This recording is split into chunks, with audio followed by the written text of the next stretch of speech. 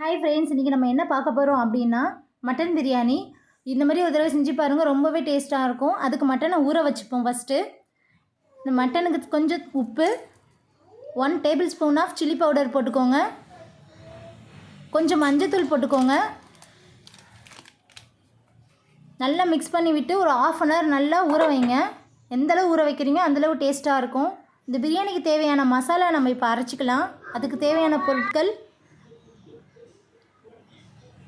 10 சின்ன வெங்காயம் எடுத்து மிக்ஸி ஜாரில் போட்டுக்கோங்க, 5 to 5 இஞ்சி பீசஸ் போட்டுக்கோங்க, 10 கார்லிக் போட்டுக்கோங்க, கொஞ்சம் கொத்தமல்லி, கொஞ்சம் புதினா, உங்கள் காரத்துக்கு ஏற்ற மாதிரி பச்சை மிளகா, காஞ்ச மிளகா ஆட் பண்ணிக்கோங்க.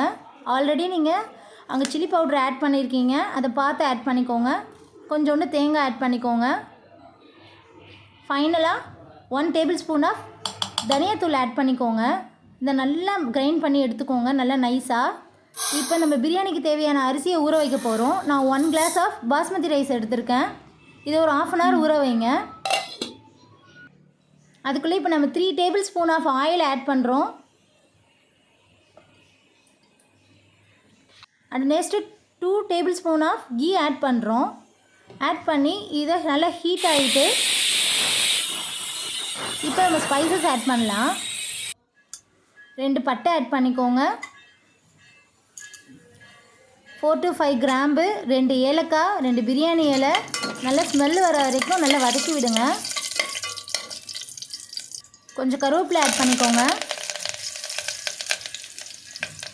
3 மீடியம் சைஸ் ஆனியன் ஆட் பண்ணிக்கோங்க. ஆனியன் நல்லா வதங்கட்டும். ஓகேவா? 2 தக்காளி ஆட் பண்ணிக்கோங்க. இப்போ நம்ம அரைச்சதை சேர்த்துக்கோங்க. பச்சை வாசனை போகிற வரைக்கும் நல்லா வதக்குங்க. எண்ணெய் பிரிஞ்சு வர வரைக்கும் நல்லா வதக்குங்க, அந்தளவு டேஸ்ட் கொடுக்கும். இப்போ ஊற வச்ச மட்டன் பீசஸ் ஆட் பண்ணிக்கலாம். இதை ஒரு நல்ல 5 மினிட்ஸ் நல்லா கிண்டி விடுங்க. மசாலாவும் மட்டனும் நல்லா கோட் ஆகிற அளவுக்கு. Next 1 glass of water add பண்ணுங்கள். நம்ம எந்த கிளாஸில் அரிசி எடுத்தோமோ அந்த கிளாஸில். இப்போ புதினா கொத்தமல்லியை போட்டு ப்ரெஷர் குக் பண்ணுங்கள். 5 to 6 விசில்ஸ் விடுங்க. இந்த ப்ரெஷர் அடங்கினதுக்கு அப்புறம் நீங்கள் இந்த ப்ரெஷர் குக்கரை ஓப்பன் பண்ணி பாருங்கள். நல்லாவே வெந்திருக்கும் மட்டனு. இப்போ மறுபடியும் அடுப்பில் வச்சு சிம்மில் வைங்க. பாஸ்மதி அரிசி ஊற வச்சுருந்தீங்களே அதை போடுங்க. நல்லா மிக்ஸ் பண்ணி விடுங்க. பொறுமையாக மிக்ஸ் பண்ணுங்கள். அந்த வாட்ரு வந்து ட்ரை ஆகிற வரைக்கும் வெயிட் பண்ணுங்கள். இப்போ தேவையான அளவு உப்பு போட்டுக்கோங்க, உங்கள் டேஸ்ட் பார்த்துட்டு. இப்போ ஒரு 6 to 7 மினிட்ஸ் லோ ஃப்ளேம்லேயே இருக்கட்டும். இப்போ நம்ம பிரியாணி ரெடி ஆகிடுச்சு ஃப்ரெண்ட்ஸ். இது ஒரு தடவை ட்ரை பண்ணி பாருங்கள், சூப்பராக இருக்கும். Thank you friends.